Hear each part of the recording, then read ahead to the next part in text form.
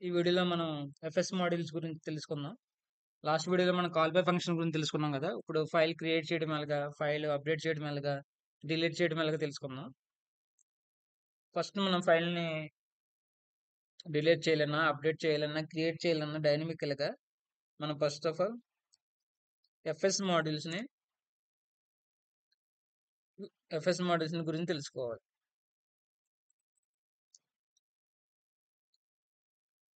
To know about FS modules.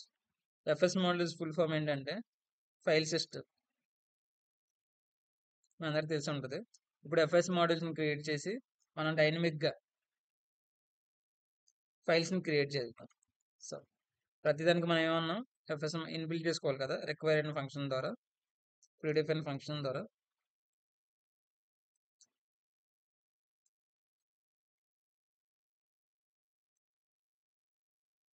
FS అని పెడితే FS.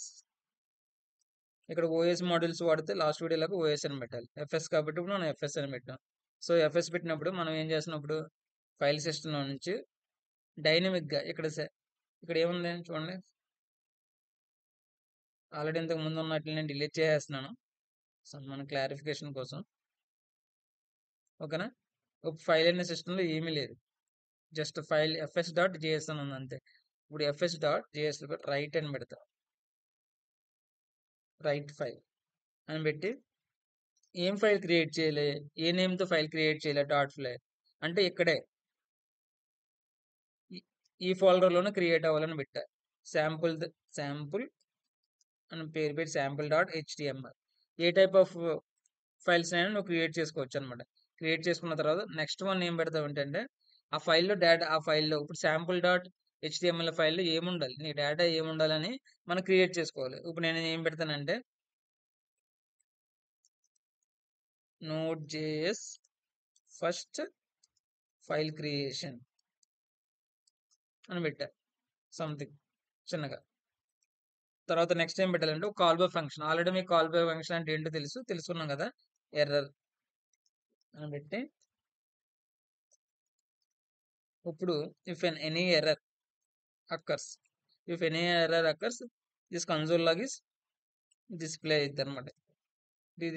ఈ కన్సోల్ లాగ్ లో మనం ఏం రాసో డిస్ప్లే అయింది. ఏమని పెడదాం, ఎర్రర్ ఈజ్ అక్కర్ అని పెడదాం. Occur. So if you want to any error console this black.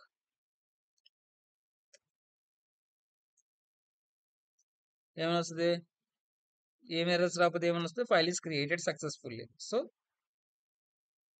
This block file is created and created మా అమ్మ. ఓకేనా? చూద్దామా ఇప్పుడు అవన్నీ క్లియర్ చేసేద్దాం.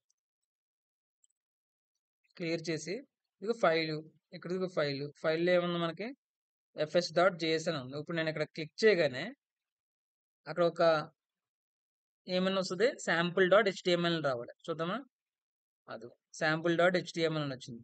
సో మనం ఇక్కడ శాంపుల్ డాట్ హెచ్టిఎంఎల్ ఫైలే క్రియేట్ చేయాలా, ఇంకో ఫైల్ క్రియేట్ చేయొచ్చు కదా. ఏం చేద్దాం, శ్రీకాంత్ డాట్ సిఎస్ఎస్ క్రియేట్ చేయొచ్చా, చూద్దాం. అయిందా, శ్రీకాంత్ డాట్ సిఎస్ఎస్. సో నీకు సిఎస్ఎస్ఏ కావాలా, శ్రీకాంత్లే కావాలా, వేరే నేమ్ పెడదాం, bar dot text file create చేద్దామా, టెక్స్ట్ ఫైల్. సో మళ్ళీ bar dot text file create చేద్దాం. చూడండి ఇక్కడ బార్ డాట్ టెక్స్ట్ ఫైల్ అని వచ్చిందా, ఇక్కడ చూడు ఫైల్ ఈస్ క్రియేటెడ్, ఇక్కడ సర్వర్లో చూపిస్తుందా మన ఫైల్ ఈస్ క్రియేటెడ్. సో ఇంకే ఫైల్ క్రియేట్ చేద్దాం చెప్పండి, ఒక పేరు. నోడ్ కదా మనం నేర్చుకుంది, నోడ్ మీద క్రియేట్ చేద్దామా, నోడ్ డాట్ ఏం పెడదాం, మేము జావా ఫైల్ ఒకటి క్రియేట్ చేద్దాం. చూడండి వచ్చిందా, జావా. అది ఇంకా ఏం క్రియేట్ చేద్దాం, నోడ్ డాట్ జావా తీసేసి మనకి పివై పైథాన్. చూసా ఫైల్ ఈస్ క్రియేటెడ్ వచ్చింది, ఇక్కడ పైథాన్ వచ్చింది. ఏమేమి క్రియేట్ చేసాం, నోడ్ ఫైల్స్ క్రియేట్ చేసాం, నోడ్ జావా ఫైల్ క్రియేట్ చేసాం, Python file, HTML file, CSS file, text file. ఇలాగా నువ్వు ఒక రైట్ ఫైల్ అన్న ఈ యొక్క మాడ్యూల్ తీసుకొని ఎఫ్ఎస్ మాడ్యూల్స్ లో ఫైల్స్ ని డైనమిక్ గా క్రియేట్ చేయొచ్చు అనమాట. వి కెన్ క్రియేట్ ఫైల్స్ ఏంటి దేనికి డైనమికల్లీ, ఓకేనా, డైనమికల్లీ క్రియేట్ చేయడానికి యూజ్ చేస్తాం FS modules. And next file అయిపోయింది, ఫైల్ క్రియేషన్ అయిపోయింది. ఇంకేం చేద్దాం, ఎఫ్ఎస్ డాట్ చెప్పాలి, రీడ్ ఫైల్ చేద్దామా. రైట్ ఫైల్ అయిపోయింది కదా, రీడ్ ఫైల్ చేద్దాం. అందుట్లో అసలు ఏముంది చదవడం కోసం. రీడ్ ఫైల్ అంటే ఆ ఫైల్లో ఏముందో చదవాలి. ఏ ఫైల్లో ఉంది ఏమని చూద్దాం. ఇప్పుడు ఇందుట్లో మనకి శాంపుల్ డాట్ ఉంది కదా, note JS first file creation అని ఉంది. ఇదేం కదా మనం ఇక్కడ పెట్టాం చూడు, note JS first file creation ఉంది కదా. ఇప్పుడు దీన్ని రీడ్ చేయమని చెప్దాం. డాట్ స్లాష్ శాంపుల్ డాట్ ఇంటి హెచ్టిఎంఎల్ అని పెట్టి కామా పెట్టి కాల్ బై ఫంక్షన్. ఇక్కడ ఏం పెట్టదు, ఎర్రర్ కామా డేటా సంథింగ్ ఏమైనా ఇచ్చుకోవచ్చు. ఇక్కడ మీ నేమ్స్ తర్వాత పెట్టాం కాబట్టి ఇఫ్ ఎనీ ఎర్రర్ అక్కర్ అయితే ఏమొస్తుంది, it will be display on error block and it display something wrong, sorry something wrong అని వస్తుంది అనమాట. ఓకేనా.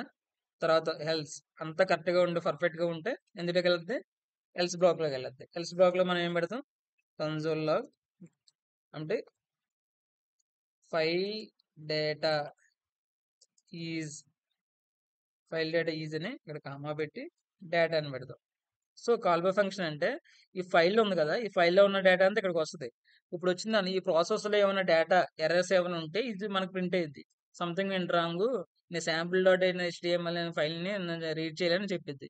ఇఫ్ ఎనీ ఎర్రర్ ఏమి రాకపోతే ఎర్రర్స్ చూపిస్తుంది. ఇఫ్ ఎనీ నాట్ ఎర్రర్స్ అని చూపిస్తే డేటాలోకి వస్తుంది. డేటాలో వచ్చి డేటా ఇందులో ఈ శాంపుల్ డాట్ ఏఎంఎల్లో HTML ఏమైతే డేటా ఉందో ఆ డేటా ప్రింట్ అవుతుంది అనమాట. ఇప్పుడు మనం చూద్దామా. ఓకే, ఏమైంది, ఫైల్ ఈస్ క్రియేటెడ్ అని వచ్చిందా, ఫైల్ ఈస్ క్రియేటెడ్ అని వచ్చింది. కాకపోతే మన ఫైల్ డేటా ఇక్కడ చూడు, ఫైల్ డేటా ఈక్వల్ డేటా అని కదా మనకు కావాల్సిన డేటా ఎలా ఉంది, బఫర్ కోడ్ లో ఉంది. ఎలా ఉంది, బఫర్ కోడ్ లో ఉంది కదా. ఈ కోడ్ లో ఉన్నది display the binary code encoding లో ఉంది. మనకి ఇలాగ అర్థమైద్దా, ఇలా అర్థం కాదు. ఈ ఎన్కోడింగ్ అని అర్థం కాదు. ఈ ఎన్కోడింగ్ మనం రీప్లేస్ చేయడానికి మనం ఇక్కడ వాడాల్సింది ఏంటంటే యూటీఎఫ్ అనే ఎన్కోడింగ్ మాడ్యూల్ ఉన్నది అనమాట. ఇప్పుడున్న ప్రజెంట్ సిచ్యువేషన్ లో యూటీఎఫ్ అంటారు. యూటీఎఫ్